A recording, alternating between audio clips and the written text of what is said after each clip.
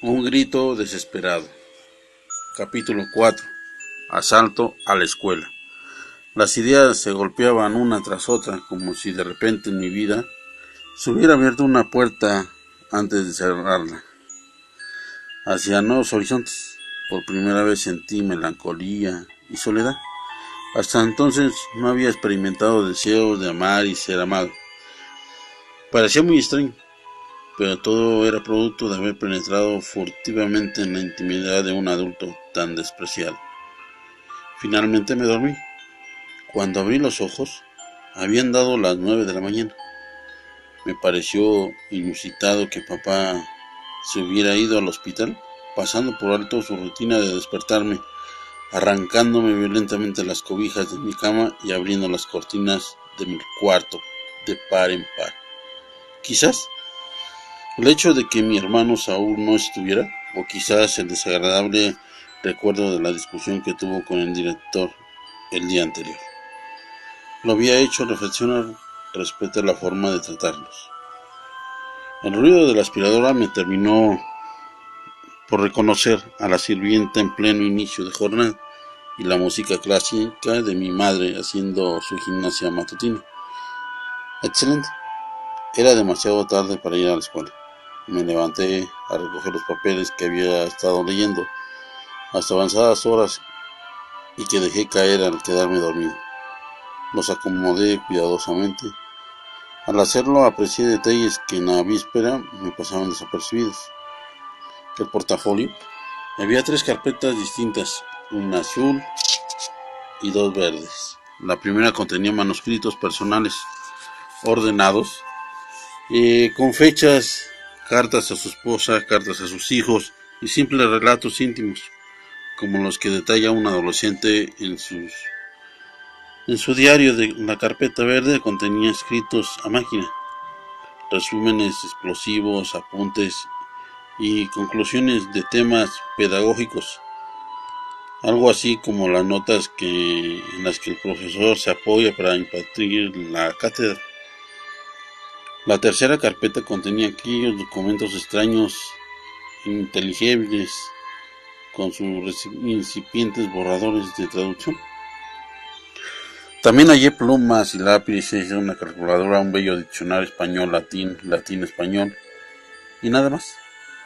En la casa no existían señales de que alguien se fuera a preocupar por molestarme, así que me embebí en el material, paladeando esa extraña sed de saber más que experimentan los hombres que leen.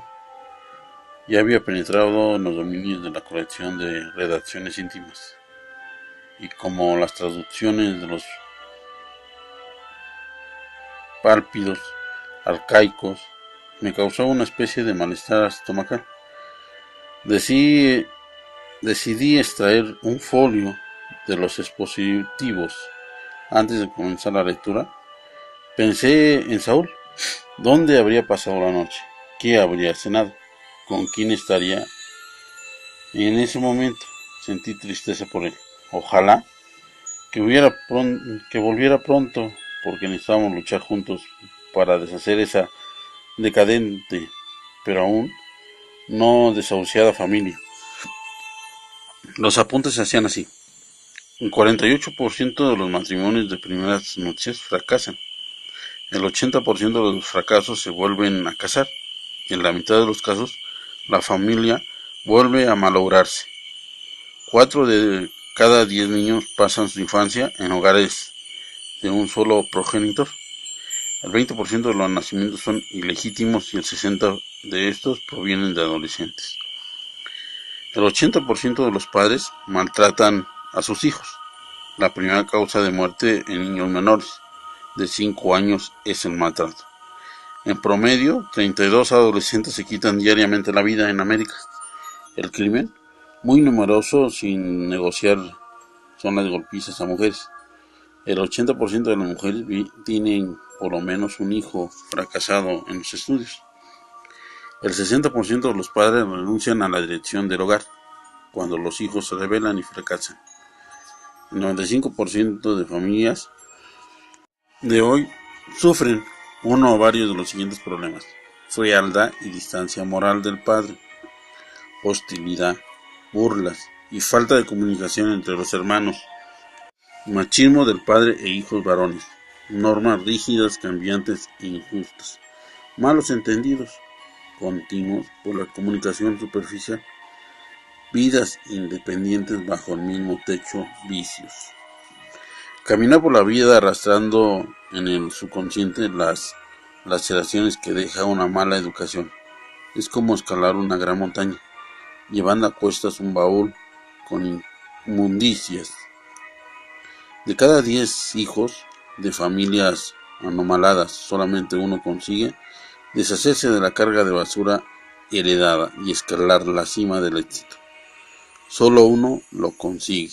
Los jóvenes rebeldes eligen, no siempre de modo consciente, el mal camino para dar la gran lección a sus padres o hermanos, haciéndoles sentir culpables de su fracaso. Estudios psiquiátricos revelan que el primer paso para generar a los delincuentes y depravados es lograr que consigan perdonar a algún familiar con el convinieron en su niñez. Esto arroja la primicia de todos los muchachos. Problema alberga en su mente la misma clase, resentimientos familiares, los padres dañan a sus hijos y los hijos devuelven de una u otra manera forma el daño, creando un círculo espantoso que lanza enormes cantidades de individuos insatisfechos al mundo. La delincuencia, la drogadicción, la prostitución, la maldad en sí, que asombrecen a la humanidad, no son sino de los frutos de las semillas que se siembran en los hogares. La familia es la base de la sociedad, porque todo hombre y mujer que la conforman se hicieron en una familia, y la familia se rompe, la sociedad, el país, el mundo entero se corrompe. Los gobernantes hacen el ridículo tratando de acabar con el mal. El origen de la sociedad corrupta son las familias corruptas. La procedencia de un hombre malo es una familia mala, no hay más. Esto es un verdadero mensaje urgente, un grito desesperado, antes de que sea demasiado tarde. El que no lucha por su familia es alguien que no importa por qué otra cosa lucha. No merece tener el lugar que Dios le ha dado en esta tierra. Esas palabras, demasiado fuertes para mí, así que arrojé los papeles al aire en un gesto de rabieta. Pueril, pamplinas, me dijo, pero al ver las hojas volar por mi habitación de inmediato, procedí a reorganizarlas. Me hallaba tan molesto menester cuando sonó el teléfono mis amigos. Pensé, salté como liebre al aparato y contesté, bueno, ¿casa de familia Hernández? Sí, aquí es. Necesito hablar con el señor o la señora de la casa. Es urgente. Llamo del Instituto Becker. Soy la secretaria del director. Los señores no se encuentran, mentí. ¿Puede dejar algún recado? Se trata del joven Saúl, gritó la voz exasperada. Está en la escuela, vino a pedir dinero prestado al director. Parece estar borracho y la comunicación se cortó repentinamente. Alguien la interrumpió. En origen, salí a la casa corriendo, pasando junto a mi madre, que se hallaba en posición de flor de loto. Me preguntó a dónde iba, pero no le contesté. La escuela estaba a solo unas cuadras, así que corrí con todas mis fuerzas, como si la vida de mi hermano mayor dependiera de mi presteza. Solo yo podía convencerlo de que regresara a casa. Ni mi padre ni mi madre, ellos menos que nadie, lo conseguirían, por lo que me agradaba de haber contestado el teléfono a tiempo. Cuando llegué a la escuela, había un gran alboroto en el vestíbulo. Varios maestros atendían a la recepcionista desvanecida. Los alumnos entraban y salían. Le pregunté a uno de ellos por mi hermano y me informó que acababa de irse. Venía en un Ford negro, salieron disparados después de asaltar al director. Venían, pero no pude obtener más información porque llegó la policía. y la gritería se hizo aún mayor. Tadeo Yolsa salió a recibir a los patrulleros y me miró de reojo. Tuve el impulso de huir, pero me mantuve. No tenía por qué, yo era inocente. Mientras hablaba con los agentes volví a preguntar. Ahora uno de los maestros, ¿qué fue lo que había pasado? Me informó que 3 supuestos drogaditos amenazaban a la secretaria Gabriela, y uno de ellos entró a la dirección a robar. Pero tampoco me dijo más, porque lo distrajeron los improvisados paramédicos cuando la muchacha volvió en sí. El licenciado Tadeo daba a los gendarmes una descripción de los atacantes, y así un breve relato de lo ocurrido. Cuando quise aguzar mi oído, los pormenores ya se habían sido mencionados. Había urgencia por atrapar a los malhechores, así que los oficiales se despidieron prometiendo volver en cuanto tuviesen noticias. Los vehículos de la policía se retiraron haciendo hular sus espantosas sirenas. El director entró al recibidor, me volteé de espaldas fingiendo mirar el calendario en la pared, pero en el camino, directo hacia mí, me tomó el brazo y con muy poca delicadeza y me hizo pasar a su privado. ¿Y tus padres? No lo sé, le contesté con indiferencia. Tomé asiento, presa de la inexplicable turbación. Estás alterado de lo que acaba de ocurrir aquí, ¿verdad? No contesté. El bullicio del interior todavía era demasiado fuerte como para permitirnos hablar con el sosiego de que pretendía. Además, yo estaba incontrolablemente ansioso al grado de percibir cierto reflejo hemático que amenazaba poner fin a la entrevista de un espectáculo asqueroso. Intenté controlarme, respiré hondo varias veces. En ese instante no pude diluir lo que ahora a la luz de quien revive recuerdos muy antiguos entiendo. No era por mi hermano, ni por el asalto, ni por el alboroto general, que me hallaba tan nervioso. Era porque frente a mí estaba el propietario de portafolios que tan escrupulosamente inspeccioné. Después de hurtarlo, el dueño de esos documentos excepcionales, el recopilador de datos, inclusiones de valor doctrinal y sobre todo el autor de unas cartas de amor que tan indiscretamente analicé en la víspera. Era él, estaba frente a mí, participando en una larga pausa para recuperar la paz robada, que era de momento lo único que podía recuperarse. No, director, dije al fin, no sé qué pasó. Pues vino tu hermano Saúl, entró a mi oficina, intempestivamente pidiéndome dinero. Lo invité a tranquilizarse y entonces se dejó caer en la silla en la que tú estás ahora, quejándose y llevándose las manos a la cara. Se detuvo con la vista fija, como tratando de comprender él mismo lo ocurrido. Luego continuó. Aproveché el momento para escribirle a mi secretaria una carta urgente indicándole que se comunicara con ustedes. Tu hermano se balanceaba murmurando cosas ininteligibles, con 2 tipejos sucios e igualmente enanejados. Entraron a la escuela para lanzarse sobre mi secretaria. Salí para tratar de calmarlos, pero venían armados. Saúl, detrás mío, me pidió dinero otra vez. Le di lo que traía en la cartera e inmediatamente huyeron. Qué vergüenza, creo que murmuré. El director se puso de pie para cerrar las persianas. Era un tipo canoso, de aspecto imponente, de altura mediana y de complexión más bien gruesa. Por lo que leí en sus carpetas, debía tener unos 40 años, aunque para mí gusto aparentaba bastante más. Lo realmente interesante en él era su voz, siempre pausada, tranquila, respirando confianza y serenidad. Había algo en ella que me recordaba al sacerdote que me confesó cuando hice mi primera comunión. ¿Quieres un café? Cualquier cosa era buena para quitarme el sabor melancólico del parado.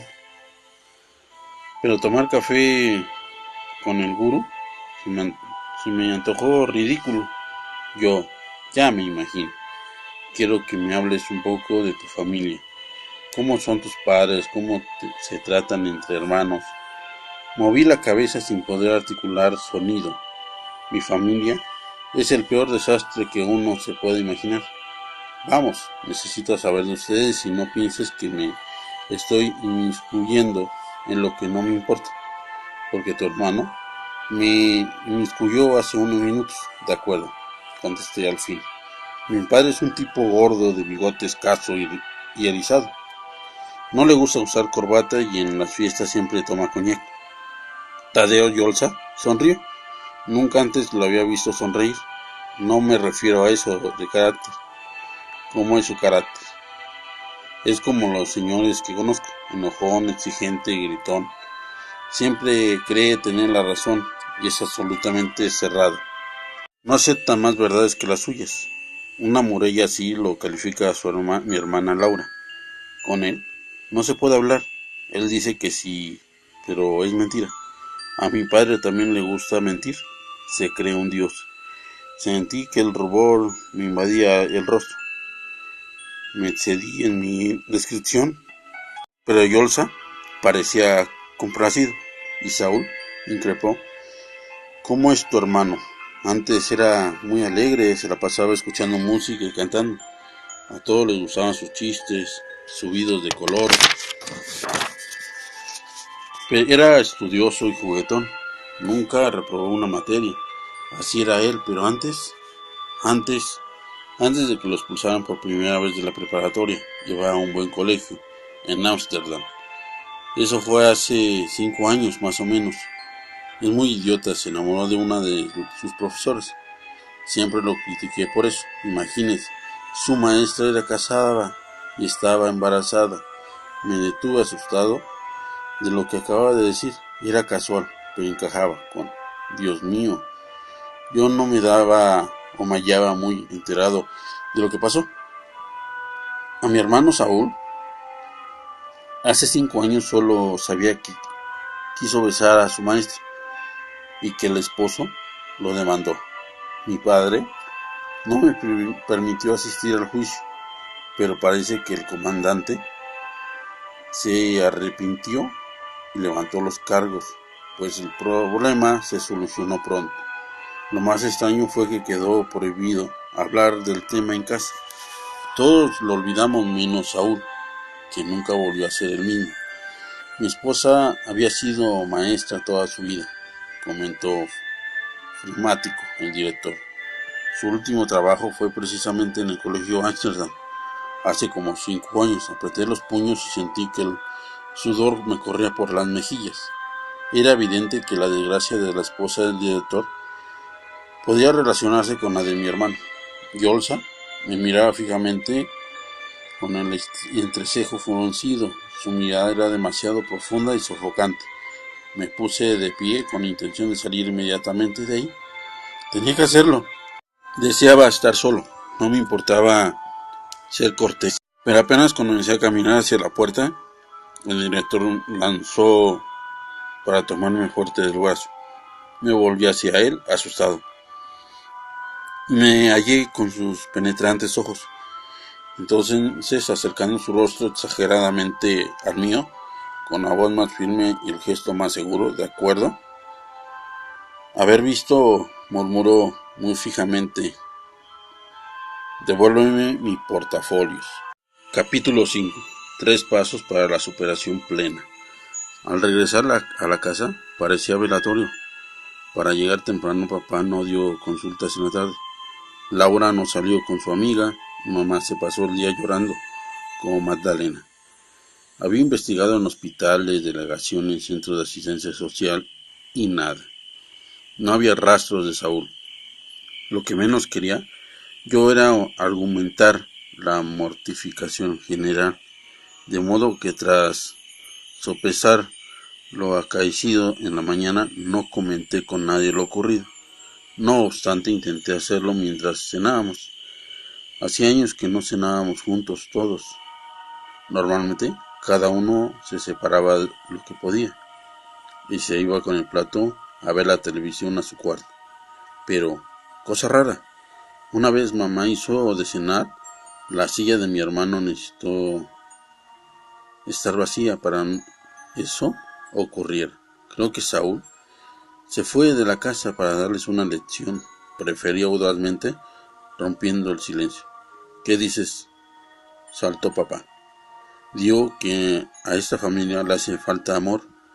Saúl se los está gritando, ¿no se dan cuenta?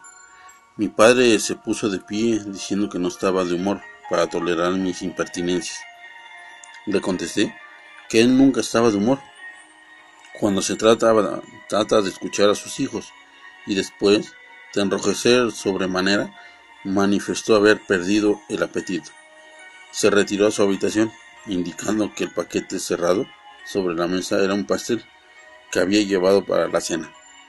Las mujeres de la casa se conmovieron y comenzaron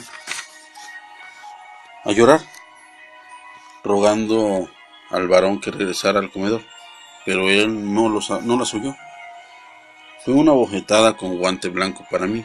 A mi padre le gustaba dar ese tipo de bofetadas y yo lo detestaba. Por eso no quise retratarme ni pedir disculpas. Para mi gusto, su paternidad dejaba mucho que desear. Mi mamá se puso de pie y se enjugó las lágrimas con un trapo de cocina. Luego comenzó a reprenderme, a lo que le contesté petulante. Entonces suavizó su tono y trató de explicarme que papá se hallaba sumamente tenso y nervioso. No la escuché. En esa casa nadie escuchaba a nadie, así que ¿por qué tenía que hacerlo yo? Mamá se acercó empalagosamente y me acarició la cabeza. Yo no toleré el cariño y a mi manera repetí la misma escena de papá. Aventé la servilleta y me fui a mi habitación. Las dos mujeres de la casa se quedaron solas. No creo que hayan podido cenar. En mi recámara me senté en la cama y me pasé varias horas pensando si poder moverme. Me sentía triste, arrepentido, melancólico, nervioso. ¿Por qué mi padre era tan orgulloso y difícil? Con la respiración alterada, extraje los borradores de los documentos con exhortaciones bíblicas y comencé a pasearlos a la vista sobre ellos. Sentí con ansiedad sofocante el hallar recomendaciones que valieran la pena hacerlas. Conocer a mi padre, tomé pluma y papel. Comencé a transcribir los consejos. Una vez terminada la labor, salí con intenciones de deslizar la hoja por debajo de la puerta del cuarto de papá. Y era la única forma de hacérsela llegar, pues si llamaba, era seguro que además de no abrirme, me lanzaría algún insulto. Miré el escrito anónimo, dudando al levantarlo.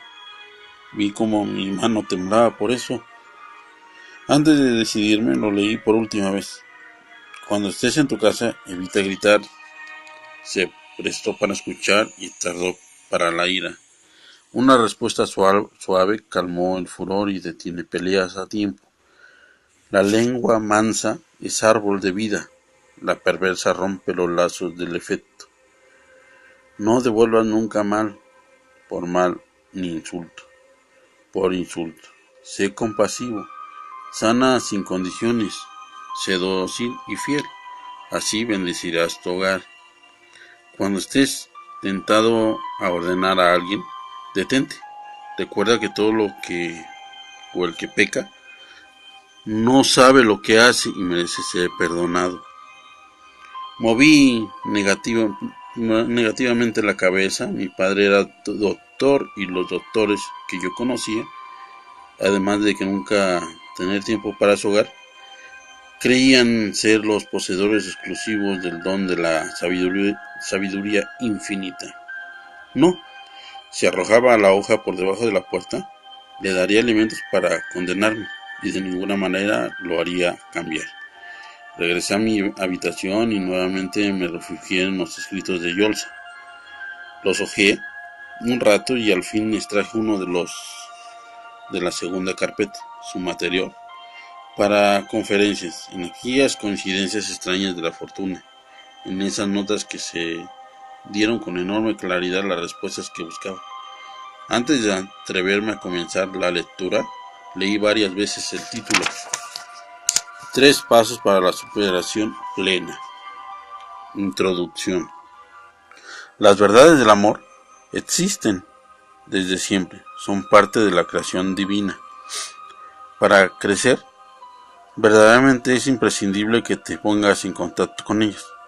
Búscalas en los buenos libros de superación personal, en la Biblia, en las conferencias sobre el éxito, en homilías, en contratos de moral, en consejos de amigos, en poesías, en canciones. Las verdades del amor están a tu alcance y debes de empaparte en ellas. Con su ayuda irás descubriendo una poderosísima energía interior que hay dentro de ti y que hasta ahora desconoces, una energía con la que lograrás la realización diaria de la felicidad. Las formas en las que las verdades se nos dan son extraordinariamente variadas. Bien, que por lo mismo existe un gran peligro de quedar inmune a ellas. Casi cualquier persona ha escuchado muchas a lo largo de su vida, y eso les hace suponer que lo hacen todo. Por eso es tan difícil aconsejar a un adulto, y por eso las personas adultas no superan con tan vergonzosa lentitud. En mi comparación con la celebridad, con los que los jóvenes se superan. Todo lo que digas a la mayoría de los adultos respecto a lo que o cómo mejorar son sentencias de que una u de otra forma ya conocen, pero no es suficiente con manejar los conceptos o recitarlos como predicador. Hay hombres que atesoran toda la sabiduría del éxito y sin embargo son unos perfectos fracasados. Así, pues es imprescindible leer mucho, documentarse ávidamente y al hacerlo, seguir cuidadosamente 3 pasos para que todas las leyes leídas funcionen. Primer paso: doblega tu orgullo. Imagina que estás en el borde de la montaña, justo en el punto que si das un paso para delante caerás al precipicio. Te detienes y miras frente a ti. Cerca pero inalcanzable se halla otro monte, con verdes prados. Puedes verlo perfectamente, pero no lo puedes alcanzar. Necesitas un puente. Exactamente. Así es esta gente que presume de poseer sabiduría, pero que es desdichada. Conoce y es capaz de mencionar los secretos para triunfar, pero no puede vivirlo. Se halla al borde del precipicio, y aunque vislumbra la montaña de la superación, con toda claridad esta forma parte de un entendimiento, pero no de su vida. Le falta un puente para poder cruzar hacia ella, el puente de la humildad. Cuando escuche los consejos de amor, reconócete imperfecto. Por más que te quieras a ti mismo, date cuenta que aún te falta mucho por aprender y que incluso un niño puede enseñarte si eres receptivo, sensible, y deja a un lado el orgullo y la vanidad. No pierdas el tiempo murmurando sobre las apariencias. Evita a toda costa distraerte haciendo críticas insanas con relación al aspecto o voz del orador. En una conferencia no te recrees inútilmente buscando errores al estilo de un escritor. No te burles de las expresiones confusas. No censures los defectos del maestro. Sé humilde y permanece atento para que seas capaz de traspasar la densa niebla de las apariencias y recibirás el chispazo de la luz que se te dará. Tu vangloria puede impedirte entender hasta las verdades más evidentes. No seas como los necios que se creen superiores al que está narrando una historia solo porque ya han oído antes y se adelantan ufanos, contando el final.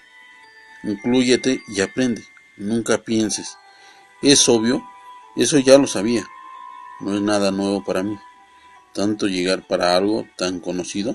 Los adultos estancados repiten estas frases con frecuencia. No basta con saber las cosas, hay que vivirlas. De que abre tu mente es sencillo de corazón y guarda silencio dispuesto a aprender. Consigue asimilar lo que el ufano solo consigue oír. No hay otro primer paso hacia la grandeza, nobleza, tu orgullo. Al hacerlo comenzarás a cruzar el puente de la humildad y entonces ocurrirá en ti el fenómeno ineludible. Te sensibilizarás y conmoverás, e inclusive llorarás. Cuando el orgullo logra quebrantar su ego, se emociona y con lágrimas en los ojos reconoce. Realmente es grande y poderoso todo lo que escucho. Yo no sabía, pero nunca lo había meditado tan a fondo. Y solo entonces empieza a creer. Segundo paso. Persevera la soledad. ¿Qué hay del otro lado del puente de la humildad? ¿Qué ocurre en la mente humana? Después de que lo cruza, se conmueve y llora. Se pisa un prado en el que podemos vivir en carne propia. Los conceptos de superación nos inundan, enormes deseos de cambiar. Anhelamos ser mejores, hacemos planes, nos abraza la llamada de la automotivación y nada más. Casi siempre hasta ahí llegamos para después de unos días regresar con el mismo puente rumbo a la mediocridad de antes. Solo ahora, creyendo tener la experiencia y la sapiencia de palabras hermosas aunque inútiles, lo anterior nos ocurre al volver a las actividades y problemas diarios, después de un retiro espiritual, una conferencia y la lectura de un libro que nos hizo reflexionar. Es un fenómeno del hombre ordinario. Siempre olvida sus propósitos y vuelve a ser como antes. Si quieres superarte, debes de tener la precaución de no regresar. Una vez que aprendas algo y te propongas explicarlo, hay que dar el segundo paso. Luchar en soledad para interpretar a tu modo los conceptos. La filosofía del éxito es un perfume que no puede olerse hasta que lo combinas con tu propia esencia. No aceptes ni pensar las cosas que te digan, porque sería igual que si no las hubieras dicho.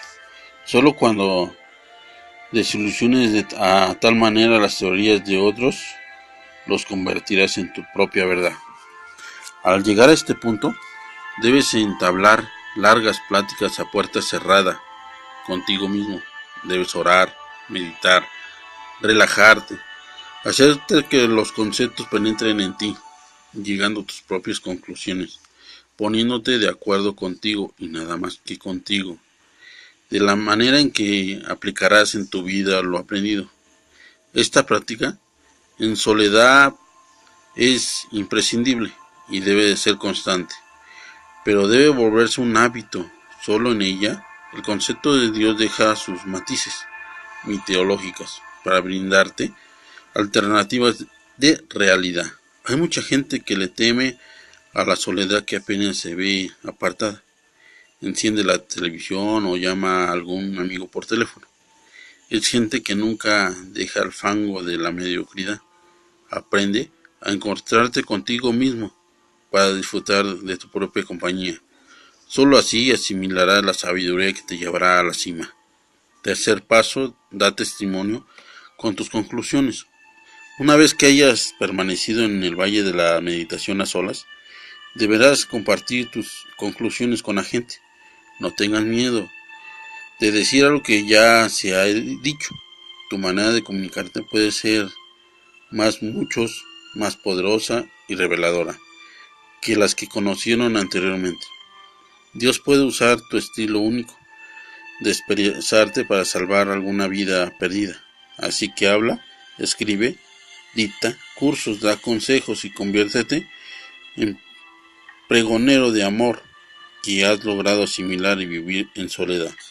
Solo cuídate de no volverte un charlatán y un presumido. No te ufames en tus conocimientos. No enseñes con altivez para hablar. Debes practicar constantemente la humildad de espíritu y la meditación en soledad. Si así lo haces, aconseja sin miedo, no importa que aún no hayas comprobado la eficacia de tus teorías, porque nunca lo lograrás hasta que lo compartas. Hay gente muy profunda que no dice cuánto sabe, porque espera que sus secretos la transformen primero en alguien superior. Pero eso nunca ocurrirá, porque las verdades del amor transforman a una persona. Debe cerrarse el círculo de comparativas. Es una especie de broche de oro que solo muestra su brillo.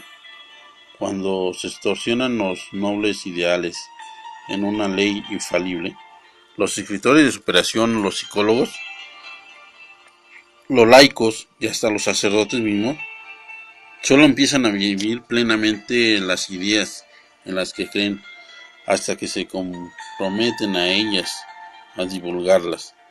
Los grandes tesoros que se comparten se vuelven agua estancada, que en un poco tiempo se descompone y hace daño a quien la tiene. Es importante recordar que para lograr el éxito con la vida, se requiere plenamente ponerse en contacto con los conceptos de amor y una vez frente a ellos, seguir 3 pasos: la humildad de corazón, la meditación en soledad, el testimonio de tus conclusiones. No puede faltar ninguno de los elementos. Ahora ya lo sabes. El camino hacia el éxito está a tu alcance. Solo falta que lo transites.